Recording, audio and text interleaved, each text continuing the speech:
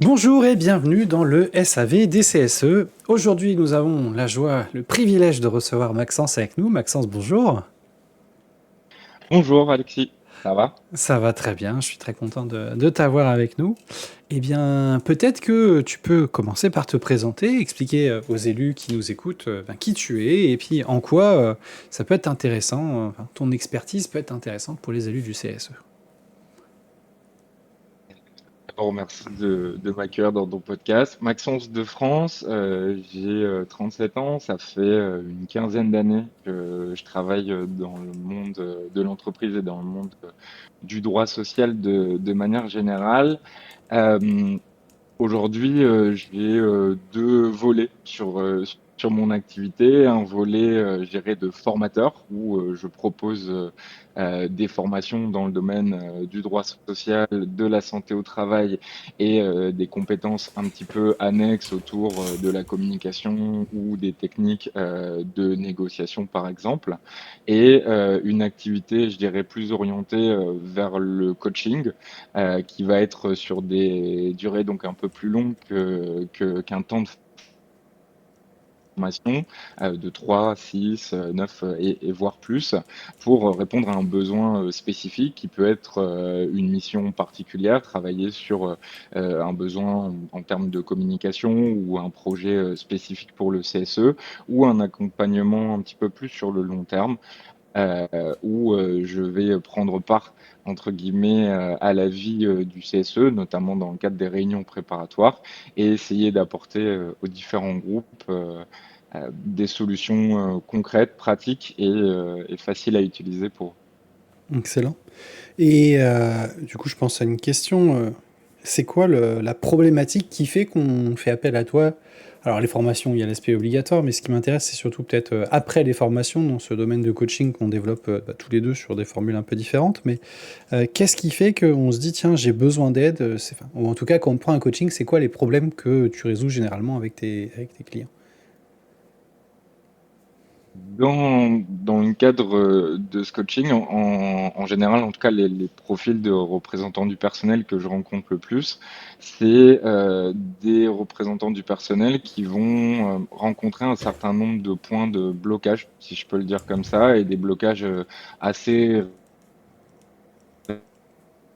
récurrents, que ce soit dans le avec la direction, mais parfois aussi avec les salariés, des blocages pour faire entendre des demandes, des blocages aussi pour obtenir des réponses parfois à certaines demandes qui sont formulées, certaines revendications, certaines demande d'action, je dirais, un petit peu concrète. Donc là où j'interviens le plus, en tout cas là-dessus, c'est avec un besoin de reprendre confiance. Et là où la formation va peut-être trouver sa limite, c'est que lors de la mise en place de certains outils, il peut être pertinent d'avoir quelqu'un pour les accompagner. Et c'est là que moi, en tout cas, j'entre en jeu pour apporter des solutions concrètes, sortir aussi un peu parfois de la logique juridique, puisque moi, je suis de formation juridique, j'ai un double master en droit et en santé en milieu de travail,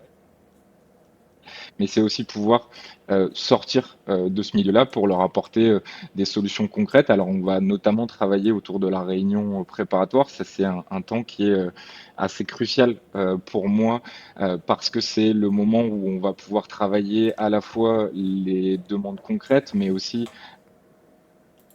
les différentes interactions qu'il va y avoir en réunion. Et si ce moment il est bien préparé, il permet aussi aux élus d'éviter quelque part les mauvaises surprises, d'éviter d'avoir à avoir des désaccords, en tout cas qui permettraient pas de demander quelque chose derrière, ou en tout cas des désaccords qui seraient pas constructifs. Donc c'est ce temps préparatoire qui va permettre pour moi, et en tout cas dans une logique d'accompagnement, de vraiment donner des outils concrets et de se poser les bonnes questions. Excellent.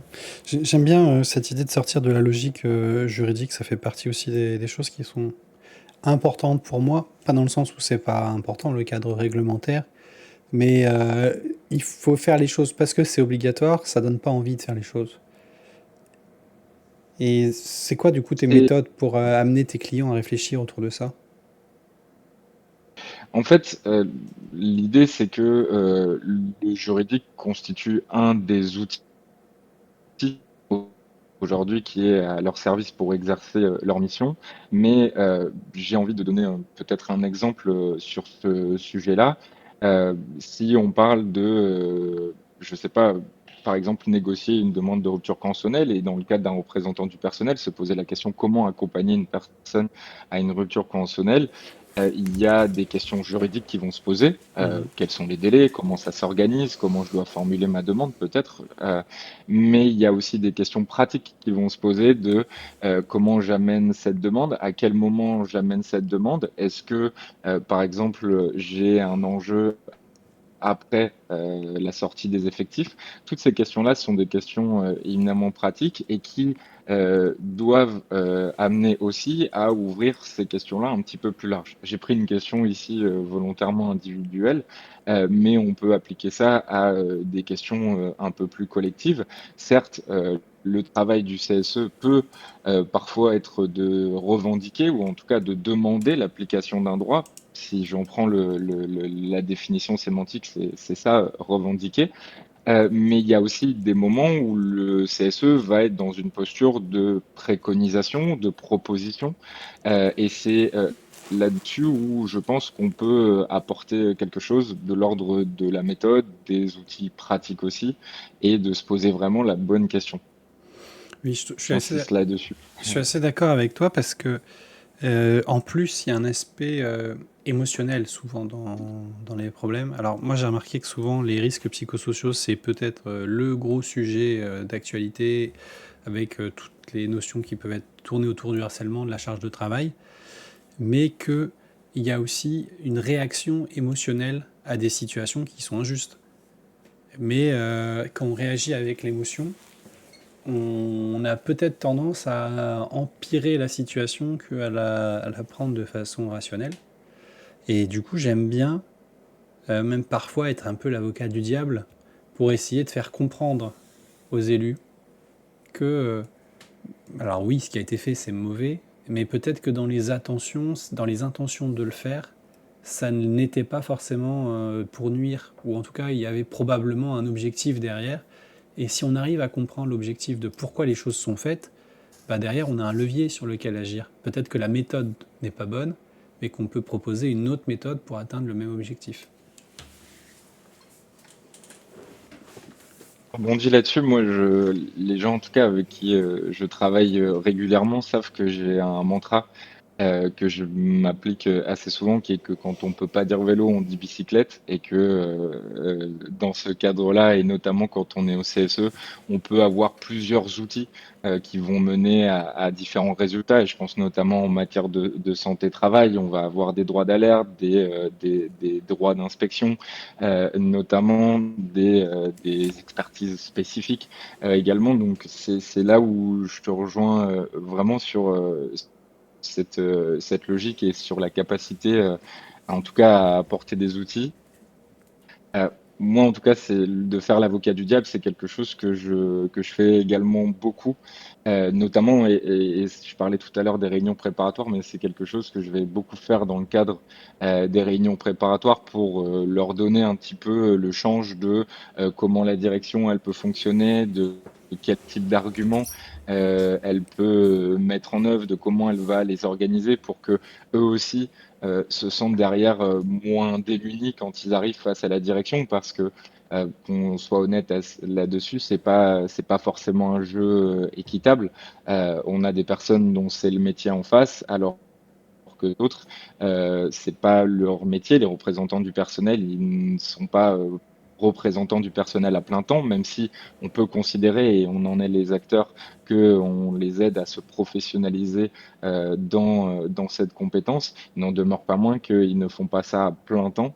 Et donc, c'est aussi pouvoir leur donner confiance à l'approche de la réunion. Et c'est quelque chose qui, en tout cas moi, dans le cadre que ce soit de mes formations ou de mes coachings, qui me tient énormément à cœur de pouvoir se redonner de la confiance.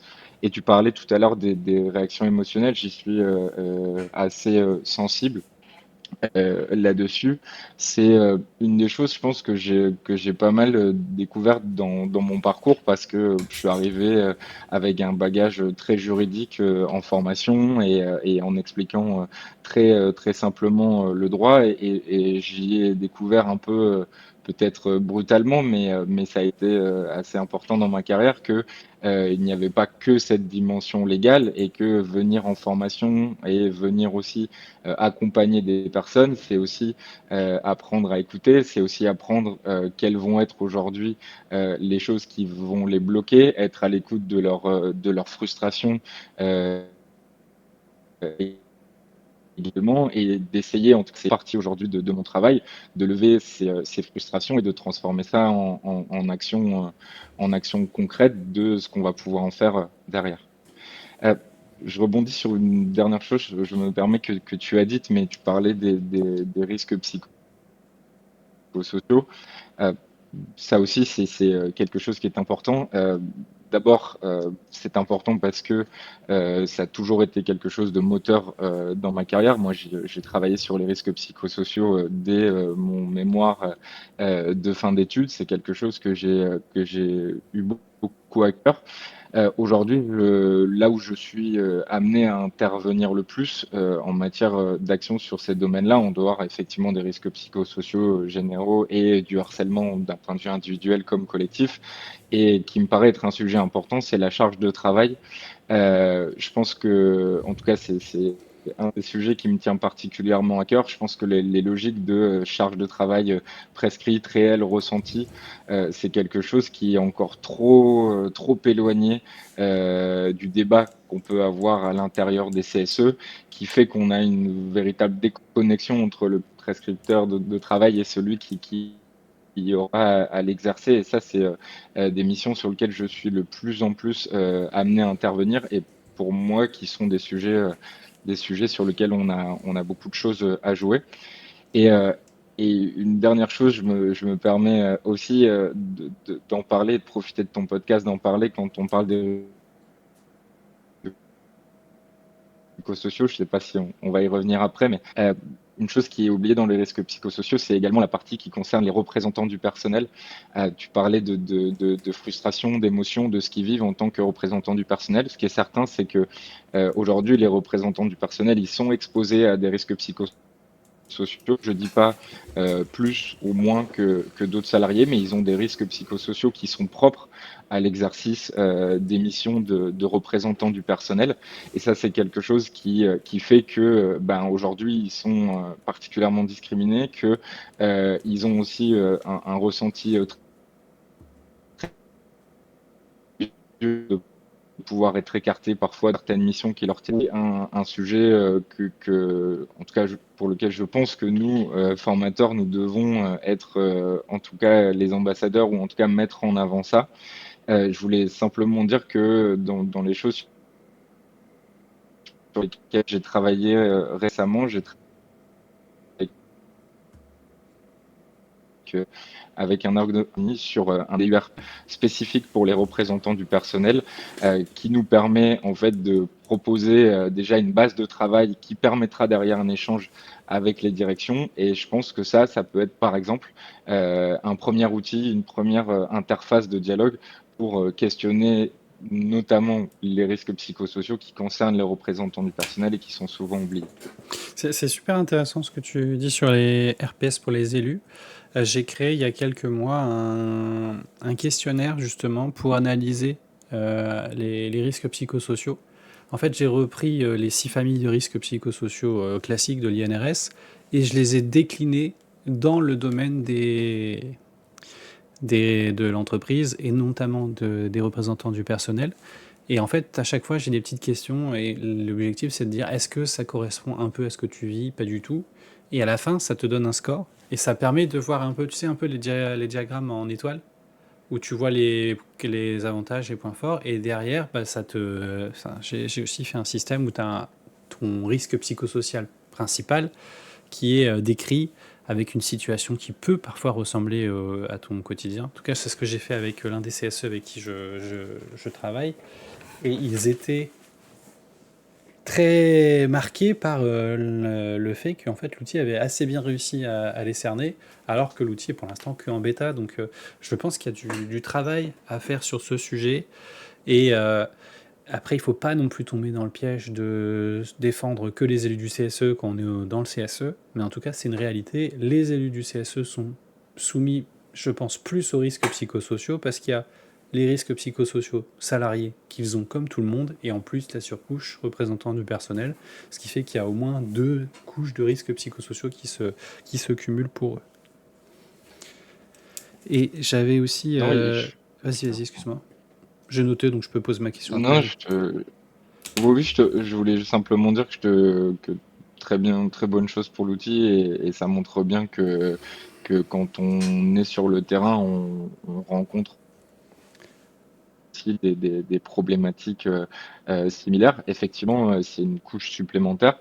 Moi, le sentiment que j'avais pour rebondir avec toi, c'est que très souvent, en tout cas les représentants du personnel que je rencontre, alors, il peut exister qu'on se priorise, mais le cas que je rencontre le plus réellement, c'est des représentants du personnel qui s'oublient, Oui. notamment quand on parle de préserver leur santé ou même de faire valoir leurs droits, hein. Je pourrais aussi te dire des choses assez similaires sur la prise des heures de délégation et la difficulté à prendre des heures de délégation, mais moi je vois beaucoup de représentants du personnel qui ont tendance à se mettre de côté sur ces sujets-là, et c'est pour ça que moi j'insiste avec eux pour leur dire que c'est aussi une réalité.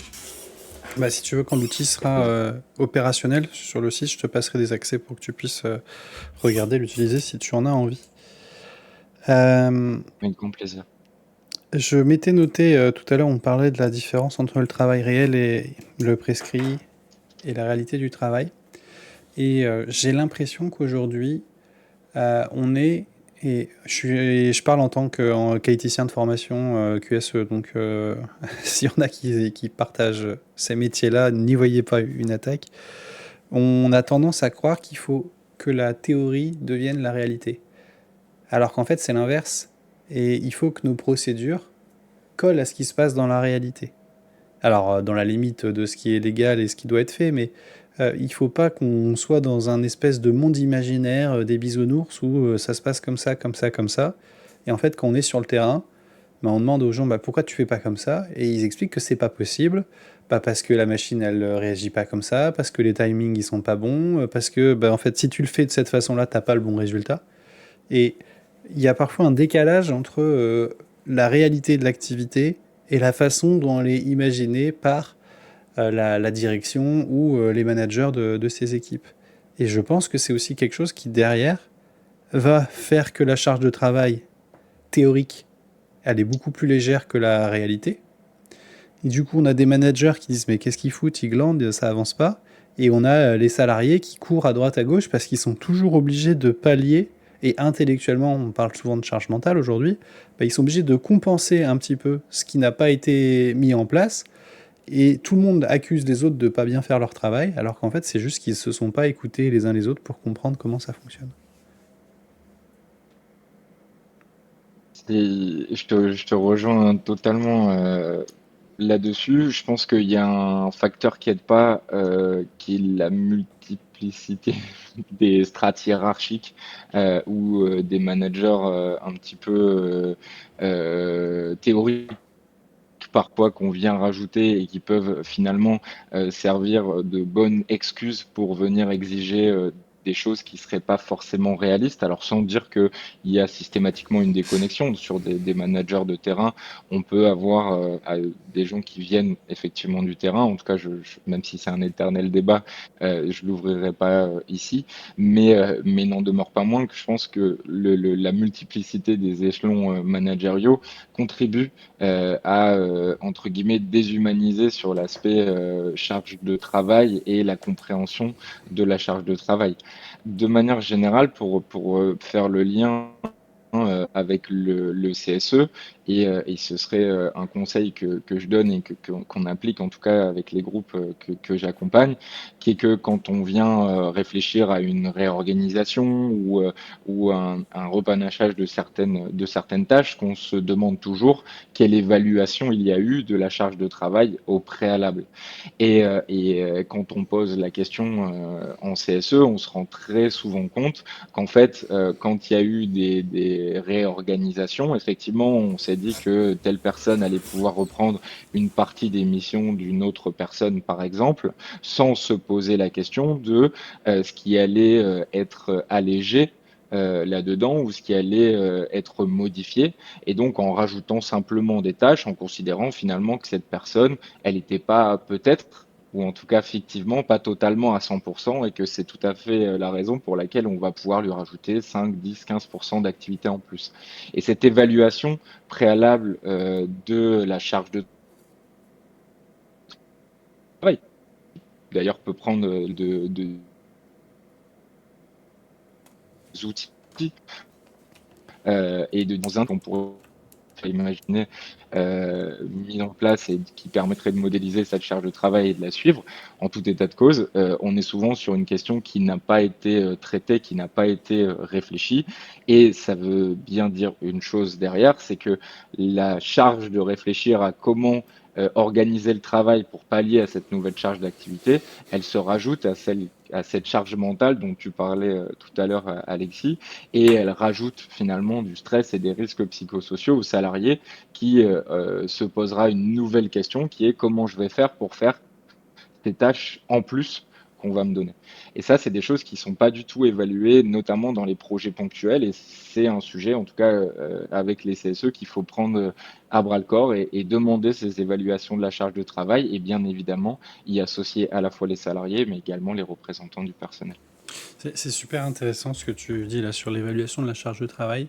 Il y a une brochure de l'INRS que j'aime beaucoup où ça fait un petit peu comme les principes généraux de prévention, mais c'est appliqué aux risques psychosociaux. J'ai plus la référence de la brochure, mais en gros c'est pareil, tu as 9 principes généraux de prévention des risques psychosociaux. C'est pas officiel comme nom, mais on va les appeler comme ça. Et le premier principe, c'est évaluer la charge de travail. Ça veut dire que la première chose à faire quand tu veux t'intéresser aux risques psychosociaux dans ton entreprise, c'est en fait t'arrêter et regarder comment ça fonctionne. Et je suis pas sûr que c'est le réflexe qu'ont toutes les entreprises qui ont du turnover, qui ont de l'absentéisme, de chercher à comprendre comment fonctionne la charge de travail.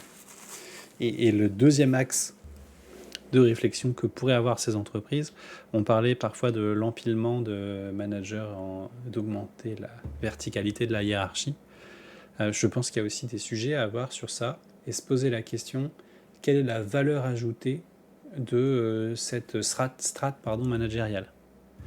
Parce que je pense qu'on a tendance à voir le manager comme un chef, alors qu'en fait ça devrait être un leader. C'est-à-dire que un bon chef doit être capable de mettre les mains dans le cambouis pour aider son équipe quand ça marche pas. Et pas juste leur crier dessus et faire des tableaux pour leur expliquer pourquoi ils travaillent pas bien. Et du coup, ça veut aussi dire que potentiellement dans les entreprises où il y a cette accumulation de strates managériales, peut-être qu'il faut réutiliser cette force vive pour créer de la richesse, de la valeur ajoutée pour l'entreprise, et donc permettre à l'entreprise d'aller mieux aussi économiquement parlant. Je ne sais pas si tu as déjà pensé à ces idées-là lors de certains accompagnements. Alors, je rebondis sur deux choses pour te répondre, parce que sinon je vais oublier. Juste pour terminer sur les outils de la charge de travail, tu as mentionné une brochure de l'INRS. On pourra peut-être éventuellement le mettre en lien du podcast, mais l'INRS a fait aussi des outils d'évaluation, d'auto-évaluation de la charge de travail qui sont plutôt destinés pas aux grandes entreprises, mais qui peuvent quand même être utilisés par chacun. Et je pense que c'est important de se baser sur des outils de l'INRS qui sont, pour le coup, parce que parfois une direction peut dire bah oui, mais je ne veux pas de votre outil syndical, par exemple, ou de ce que vous préconisez. Là, pour le coup, l'INRS n'est pas un outil syndical, et donc c'est des outils qu'on peut mettre en avant aussi quand on est en tant que CSE. Il y a évidemment aussi l'ANACT et les outils et les ARACT qui peuvent vous accompagner sur ces questions d'évaluation de la charge de travail.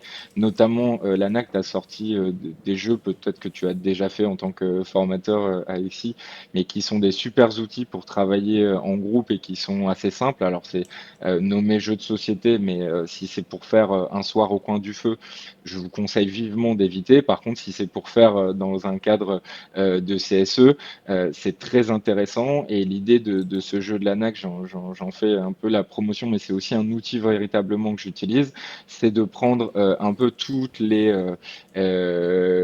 éléments qui vont permettre d'évaluer ou d'anticiper sur la charge de travail, et de se poser la question s'ils existent au sein de l'entreprise, et de dégager grâce à ça une feuille de route avec quelques axes qui permettront de dire bah, peut-être que sur ce service-là, voilà ce qu'on doit faire, qui peuvent être d'anticiper par exemple les périodes de forte activité, de faible activité, d'anticiper les périodes d'absence,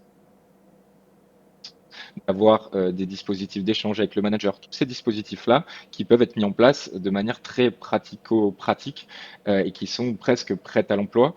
Donc, c'est des choses qui sont très fonctionnelles, et avec ce type d'outils, j'ai presque envie de dire qu'on n'a pas d'excuses. Euh, sur, tu m'as interrogé sur le management.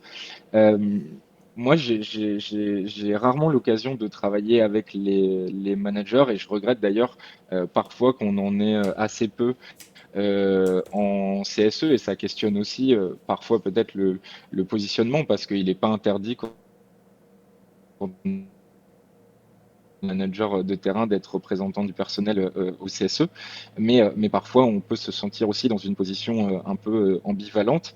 Donc ça m'interroge d'abord sur aussi la communication qui peut être faite, et je ne parle pas que de la communication des CSE, mais aussi peut-être des fois de la communication des directions auprès de ces managers sur le rôle qu'ils ont à jouer ou la place qu'ils peuvent avoir. Le deuxième point aussi sur lequel je suis amené à poser la question des managers, c'est parfois aussi avec les représentants du personnel de les intégrer dans la réflexion, parce que bah, effectivement ils peuvent avoir un rôle un peu je dirais, d'opposition, ou en tout cas ils peuvent, je dirais, réunir en eux pas mal de raisons des fois les détester, mais j'essaye de porter aussi ce message qu'ils sont également salariés de l'entreprise, qu'ils peuvent aussi avoir des problématiques spécifiques, et sans les hiérarchiser, mais qui peuvent avoir des problématiques spécifiques, que ça mérite aussi de s'y intéresser. Donc c'est là aussi où je suis amené à travailler avec les managers, et très souvent, bah, ce qu'on voit dans ces managers-là de terrain, c'est d'abord une incompréhension sur certaines missions qui sont les leurs, parfois une perte assez importante sur quel va être leur rôle là-dessus, et aussi une chose qui est importante et qui a toujours là pour le coup attrait avec la charge de travail, la chose que je vois le plus, c'est quand je me pose la question du temps qui leur est laissé à ces managers pour effectuer leur rôle de manager et leur fonction managériale de manière générale, je me rends compte qu'en fait sur la fiche de poste, ce temps-là n'est pas forcément prévu, et que effectivement il y a peut-être un rôle fonctionnel qui demeure, mais le rôle qui est celui d'encadrer les équipes n'est pas forcément laissé à ces managers. Et donc, ça interroge aussi, encore une fois, sur cette charge de travail et sur les choix qu'ils vont avoir à faire entre réaliser leur mission et peut-être leurs objectifs, et faire leur travail de manager qui, lui, va être aussi mal anticipé. Donc, c'est des choses sur lesquelles on travaille. On y travaille à quel moment? Bah, notamment dans le cadre premier du plan de formation, du plan de développement des compétences, comme vous l'appelez, comme vous préférez l'appeler, pardon. Là, on va être amené effectivement à se poser la question de la formation des managers et de l'accompagnement des managers. En tout cas, c'est une des choses sur lesquelles on peut y travailler. Et puis après, peut-être dans d'autres de missions comme l'évaluation des risques, où là, on va étudier ces fameux risques spécifiques. Et c'est intéressant parce que, tu vois, on est parti des salariés, de la charge de travail des salariés. Et on en arrive à questionner la charge de travail des managers. Et au final, c'est la direction, dans sa politique de management de l'entreprise, qui décide de comment ça s'organise tout ça. Et j'ai l'impression qu'on revient un peu à l'article, au saint article de base de la prévention des risques, mais l'employeur est responsable de la santé physique et mentale des travailleurs. Et en fait, peut-être que là encore, il y a un axe de travail qui est de questionner l'employeur, non pas les managers de l'employeur, mais vraiment le décisionnaire tout en haut de la hiérarchie, et lui dire, voilà, qu'est-ce que toi, tu as prévu pour gérer cette charge de travail? Et est-ce que s'il y a vraiment quelque chose qui est prévu dans toutes les entreprises? Je rebondis, je te dirais, moi, c'est effectivement l'employeur qui décide.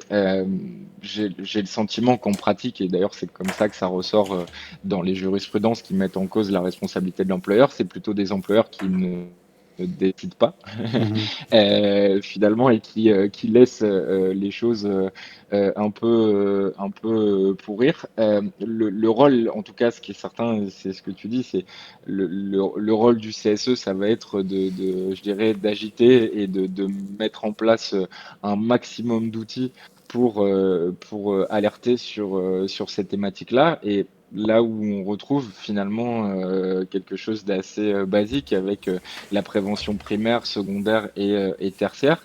Mais en fait, évaluer la charge de travail au préalable, c'est le premier élément de prévention qui va éviter derrière d'avoir en tout cas des épuisements professionnels, qui va éviter d'avoir à l'échelle de l'entreprise des arrêts maladie qui vont derrière réimpacter des équipes parce qu'on ne va pas forcément non plus effectuer les remplacements.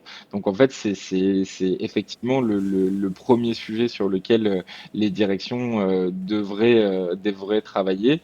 Mais en fait, on ne fonctionne pas comme ça. Et encore une fois, moi, le sujet qui me paraît important, c'est que si j'ai un temps imparti pour faire une mission et que j'ai finalement 120% de travail, c'est-à-dire 20% de charge de travail en plus, soit je vais l'effectuer en plus de mon temps de travail, je dirais là-dessus, et donc faire un temps de travail potentiellement non rémunéré s'il n'y a pas l'accord de la direction, soit je vais être obligé de faire un certain nombre de choix et ces choix vont pouvoir derrière m'être reprochés. N'oublions pas que l'insuffisance professionnelle, c'est un motif de licenciement. Alors, j'ai l'impression de dire tous les ans que c'est un motif dont j'ai le sentiment qu'il est à la mode, mais en fait, c'est parce qu'il ne se démode pas. Mais c'est aussi un argument qui permet aujourd'hui de licencier quelqu'un en considérant qu'il ne fait pas bien son boulot, en ne se posant pas la question de savoir est-ce qu'il disposait du temps et des moyens pour faire ce travail-là. Et notamment, on parle beaucoup de la charge de travail avec l'évaluation pardon, en temps, mais quand on parlait tout à l'heure des managers, en plus de la problématique du temps, on a parfois aussi une problématique de moyens sur leur capacité à proposer, à avoir une vraie prérogative managériale et en tout cas des marges d'action. Donc, encore une fois, c'est de fournir à l'employeur les moyens de travailler. Et là, on remonte à une obligation qui est encore plus lointaine presque que l'obligation de prévention. Absolument. J'aimerais bien faire une petite parenthèse et venir un petit peu sur ton parcours à toi. Juriste dans le droit du travail, formateur pour les CSE. En tout cas, je connais pas de petits enfants à l'école, quand tu leur demandes ce qu'ils veulent faire plus tard, qui te disent qu'ils veulent faire ça.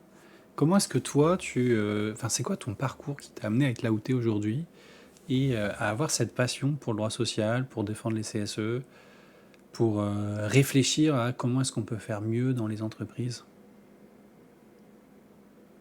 Euh, alors, il y a sûrement pas mal de choses qui justifient ce parcours. Je pense il y a évidemment je dirais une origine familiale.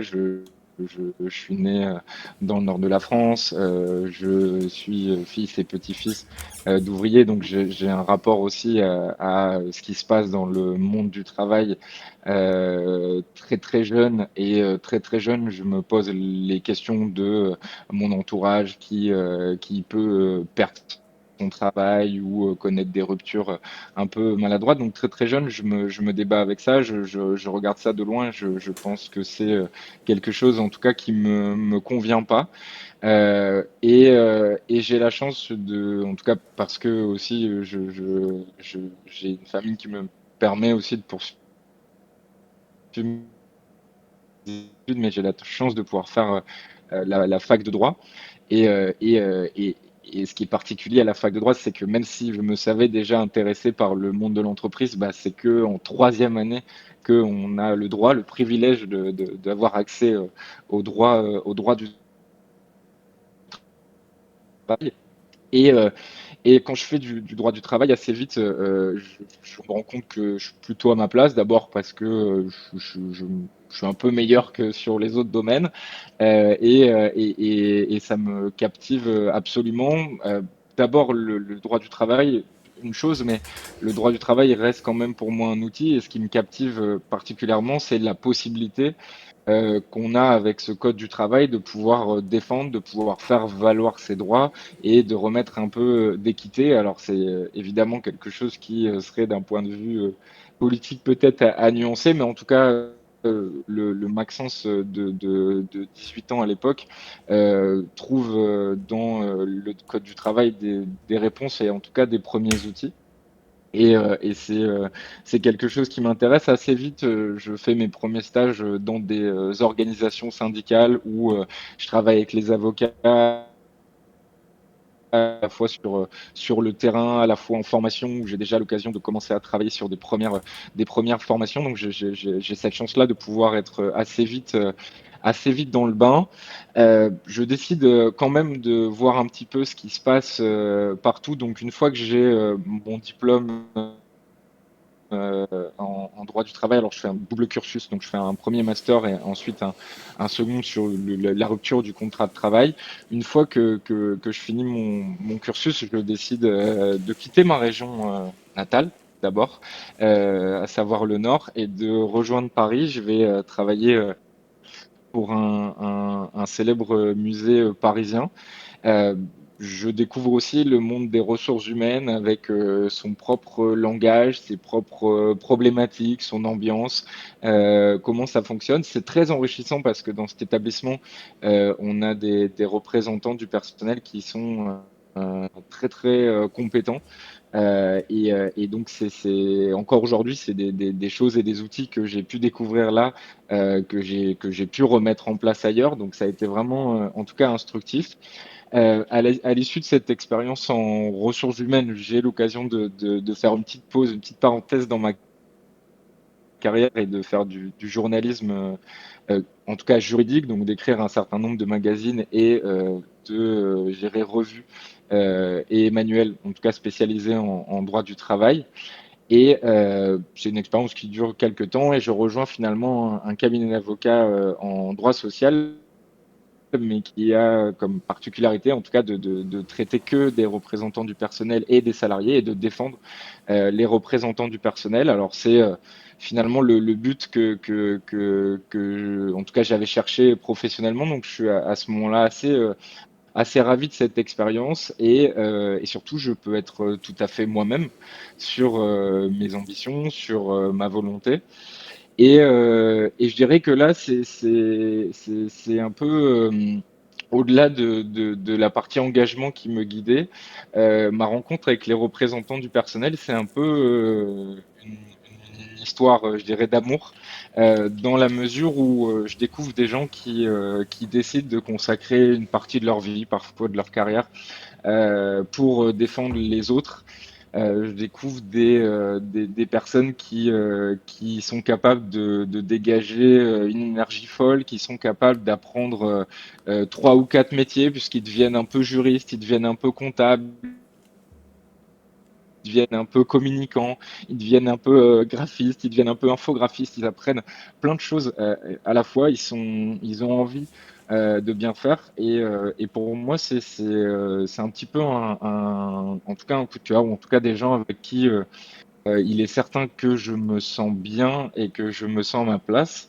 Et c'est ce qui m'invitera aussi, alors au-delà du constat que j'ai pu faire en tant que juriste, que les outils juridiques n'étaient pas forcément les seuls utiles quand on parle de formation, euh, c'est aussi ce qui m'a donné envie de me poser la question à un moment donné dans ma carrière, de me dire, mais Maxence, qu'est-ce que tu peux leur donner de plus? C'est-à-dire que je venais en formation, je leur expliquais effectivement le fonctionnement du CSE, je leur expliquais le fonctionnement en santé, en milieu de travail. On pouvait aussi échanger sur les bases du droit du travail. J'ai travaillé sur pas mal de supports différents, mais à un moment donné, je me suis demandé, mais comment je peux aujourd'hui leur donner des outils supplémentaires et j'ai compris qu'il fallait aussi, moi, sortir un petit peu de ma posture de juriste et d'aller chercher ailleurs. Donc, je me suis formé sur des domaines comme la neuroscience, par exemple, pour m'intéresser un peu à ce qui pouvait se passer dans le cerveau des gens que j'avais en face. D'abord aussi pour les comprendre un peu mieux, pour faire preuve de plus d'empathie, ça c'est évident. Mais au-delà de ça, pour pouvoir essayer sans faire de travailler aussi parfois autour de ces sujets-là et de la compréhension des limitations qu'on peut s'imposer, de comprendre que bah, en fait quand on est dans une relation vis-à-vis de son employeur, il suffit pas seulement de se dire qu'on a le droit de notre côté, on peut se dire avant toute chose que c'est en face de nous notre employeur. Et si en face j'ai mon employeur, bah, inconsciemment, même si je suis parfaitement dans mon droit, je vais peut-être pas oser dire les choses, que je sois salarié ou représentant du personnel. Et ça, c'était important de le comprendre. C'est aussi important de permettre aux représentants du personnel de comprendre pourquoi ils peuvent le voir comme ça, et c'est là où je rebondis avec ce qu'on disait tout à l'heure sur les frustrations qu'on a, sur les incompréhensions qu'on a, les déceptions et l'aspect émotionnel, et de pouvoir quelque part, et c'est, je dirais, ma première mission, reprendre de la confiance. C'est hyper intéressant. Et je voudrais revenir sur une partie que tu évoquais, c'est quand tu es arrivé dans le monde des ressources humaines, des représentants du personnel, et que tu as découvert que c'était un peu un autre monde que celui, en tout cas que la théorie peut-être laquelle tu avais été sensibilisé lors des cours. Parce que je voudrais faire le parallèle avec les nouveaux élus qui vont arriver là en 2026-2027 avec le nouveau cycle d'élection. Et on a aussi tout un lot de personnes qui ont plein de bonne volonté, mais qui ne connaissent pas du tout cet univers, et qui vont arriver d'un seul coup à découvrir, en fait, tout simplement, ce monde des représentants du personnel. Qu'est-ce que tu pourrais leur donner comme conseil pour rentrer le plus facilement dans cet univers, pour réussir à avoir des dialogues constructifs avec ta direction, avec les autres syndicats, avec les autres élus du CSE? Si tu as des petits conseils pratiques, c'est le moment. Lâche-toi. Bah, forcément, le premier conseil qui me paraît important et c'est déjà de se former sur les missions qu'on a en tant que représentant du personnel. Ça paraît un petit peu basique ou peut-être que voilà, je mets en avant une activité que moi aussi je fais, mais ça me paraît assez important en tout cas de pouvoir se donner les armes. Donc la première chose, se former. La deuxième, potentiellement s'entourer. Aussi de pouvoir travailler avec des personnes de confiance si vous devez avoir des intervenants. Donc ça, ce serait pour le collectif. Euh, si je devais donner un conseil plus pratique et un peu plus individuel, je dirais que au-delà de vouloir tout faire, je pense qu'il est important quand on démarre en CSE, et d'ailleurs, je dis c'est peut-être un conseil individuel, mais qui s'applique, c'est de ne pas vouloir tout faire en même temps. C'est-à-dire que si j'arrive au CSE, je peux avoir envie de m'intéresser dans un premier temps aux thématiques de santé ou de sécurité. Je peux avoir envie de m'intéresser aux activités sociales et culturelles. Je peux avoir envie de m'intéresser à la communication. Mais une des choses qui me paraît importante, et pour pouvoir démarrer, je dirais, un peu sereinement, c'est d'abord se dire sur quoi j'ai envie de travailler et cette réflexion de pouvoir se l'appliquer à l'échelle du collectif, de pouvoir se dire bah, sur quoi moi j'ai envie de travailler, ce de faire quelque part des groupes de travail ou des groupes fonctionnels. Alors, il existe bien évidemment au sein du CSE des commissions, mais la commission, elle a un rôle au CSE qu'on peut modifier, améliorer, mais je veux dire, le fait qu'il existe des commissions au CSE, ça n'interdit pas deux ou trois personnes de dire notre sujet, c'est celui-ci. Et voici ce sur quoi on travaille. Donc ça, c'est une chose qui me paraît assez importante quand on démarre, et notamment, je pense que tu as déjà dû avoir ce sentiment, Alexis, quand on termine une formation, de se dire, ou en tout cas, c'est peut-être une erreur que j'ai commise au début de mes premières formations, qui était de se dire, bah, il y a plein de choses à faire, voici un peu tout ce qu'on pourrait démarrer, et finalement de laisser les élus CSE avec une liste de 20 leviers d'action qui peuvent être menés. Alors on pourrait travailler sur les avis, sur l'agenda social, sur la feuille de suivi, sur la réunion préparatoire. Et puis au final, on se retrouve avec 20 trucs à porter et pas en fait finalement pas de priorité qui soit donnée. Alors ça, c'est peut-être une chose qui va être importante, et notamment dans cette logique de priorisation. Et c'est aussi quelque chose, non pas que je dis au CSE, mais que je m'applique aujourd'hui à moi, et qui a été une erreur que j'ai faite plus jeune, qui a été de ne pas aider les représentants du personnel, que ce soit à l'issue d'une formation ou de n'importe quelle action lorsqu'on travaille ensemble, de se dire quelles sont nos priorités aujourd'hui. Mhm. Et quand on fixe un C'est un objectif, peu comme ça dans le document unique d'ailleurs. c'est ça. Et ben, j'allais faire le lien entre les deux en disant que ce soit pour le document unique ou pour que n'importe quelle autre chose qu'on demanderait à la direction ou qu'on s'applique à soi-même, ce qui est important, c'est de se dire qu'est-ce qu'on se fixe comme objectif et quand est-ce qu'on va pouvoir évaluer la réalité de ces objectifs. Si je me dis que demain, je veux relancer la communication du CSE, bah, qu'est-ce qui est rationnel? Est-ce que c'est une fois par mois? Est-ce que c'est une fois tous les 2 mois? Est-ce que c'est 5 fois par mois et 15 posts Instagram plus 20 posts sur LinkedIn et 5 vidéos tournées avec les élus chaque mois? C'est quelque chose qui va être fixé, qui va être quantifié, mais qui va aussi permettre derrière d'être satisfait de soi-même. Parce que si, en tant que représentant du personnel, on ne se fixe pas des objectifs, ça m'est déjà arrivé avec des groupes de travailler notamment sur des bilans de fin d'année où le CSE me dit, mais non, non, on va pas faire un bilan de fin d'année. Cette année, on n'a rien obtenu, on n'a rien fait, on n'a rien changé. On se pose, au final, on décide de le faire quand même. On se pose 2 ou 3 heures et on en retire 3 pages de choses qui ont été faites, de choses qui ont été changées, de combats entre guillemets qui ont été menés. Et en fait, le CSE se rend compte de tout ce qu'il a fait. Donc, c'est important aussi dans l'idée de se dire on se lance, on va décider de ce qu'on va faire, de se fixer des objectifs qui soient réalistes là-dessus et de les évaluer en se disant quand est-ce qu'on pourra se dire qu'on a fixé cet objectif. Et c'est intéressant là-dessus de se faire des bilans, peut-être tous les ans, tous les 2 ans, et de se dire qu'est-ce qu'on a mené cette année, et aussi parce que ça permet de se dire quelle énergie on a mis. Si on se dit qu'on a mis peut-être beaucoup d'énergie dans un sujet et que ça n'a pas forcément été utile, ça peut valoir pour les activités sociales et culturelles comme pour tout autre sujet, bah, il y a peut-être une question à reventiler son temps ou à reventiler son énergie collectivement ou individuellement. Excellent, merci beaucoup. Tu veux que je te relise un peu les 7 axes que tu nous as partagés?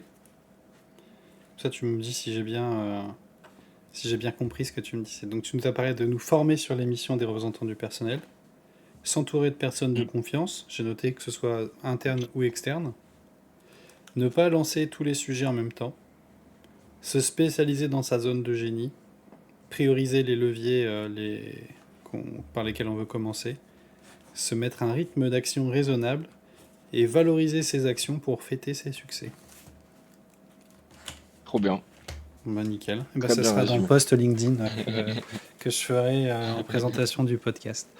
Bah, on va tout doucement terminer le podcast. Est-ce que tu veux rapidement nous dire où est-ce qu'on peut te trouver, comment on peut te contacter, si on a envie de travailler avec toi, comment on peut faire? Voilà, le micro est ouvert, tu peux faire un peu ta pub, c'est le moment. Alors, moi, aujourd'hui, je travaille à mon compte, donc je suis freelance, comme on dit. Je suis sur LinkedIn notamment, donc Maxence de France. Vous pouvez me retrouver, m'écrire sur le réseau directement et voilà. Je te dirais rien de plus pour l'heure. Euh, au plaisir de travailler, d'échanger ensemble. C'est toujours intéressant, je pense, à ça si vous avez des remarques ou des choses à ajouter en lisant ce podcast ou des choses qui vous paraissent intéressantes. N'hésitez pas à commenter là-dessus. Moi, je voudrais terminer une chose là-dessus qui me paraîtrait importante et qui serait peut-être un autre, une autre chose qui dit bien de ma personnalité, c'est que un petit remerciement, je pense qu'il me paraît important parce que, en tout cas, moi aujourd'hui, si je peux faire un métier que j'aime et qui a du sens, c'est avant tout parce que des personnes m'ont fait confiance. Et il me paraît donc important de remercier notamment les représentants du personnel qui me font encore pour certains confiance. Et je leur tire mon chapeau pour le travail qu'ils font au quotidien. Je leur redis toute l'admiration que j'ai parce que c'est vraiment une variété de personnes très particulière qui prend parfois un peu cher dans la gueule parce que ben on a parfois la presse ou les directions qui peuvent leur donner une mauvaise image et parfois même des collègues malheureusement. Moi, la réalité que je vois, c'est des gens engagés, pas engagés spécifiquement dans une voie politique, mais d'abord engagés pour les autres, pour leurs collègues, pour donner le meilleur, et on leur rend pas assez hommage. Donc, je te remercie de le faire avec ton podcast et avec ton contenu, et je leur adresse aussi un grand merci de ma part. Non, mais merci à toi et t'as raison, hein, enfin, malheureusement, les élus se transforment souvent en punching ball. Quand tout va bien, on leur dit à peine merci, et quand tout va mal, c'est de leur faute. Donc c'est euh, c'est très difficile comme rôle et c'est dur de garder toujours le moral quand on est dans ces missions-là. Eh bien, le SAV des CSE, ça va se terminer pour aujourd'hui. Merci à vous de nous avoir écoutés. Vous pouvez également nous retrouver sur les réseaux. Donc sur les réseaux sociaux, LinkedIn, mon perso Alexis Maes, le LinkedIn de l'entreprise Dice Academy, sur Facebook Dice Academy, Dice Academy FR sur YouTube. Vous pouvez retrouver d'ailleurs le podcast en vidéo sur YouTube. Sur toutes les autres plateformes de podcast, vous le retrouvez sous le nom le SAV des CSE, TikTok, Thread, Instagram, le SAV des CSE. N'hésitez pas, mettez-nous des messages. Vous pouvez aussi m'envoyer des messages si vous voulez entrer en contact avec Maxence. Si vous n'avez pas eu le temps de noter son nom, je vous filerai son contact sans souci. Et on se dit à très bientôt et ciao ciao.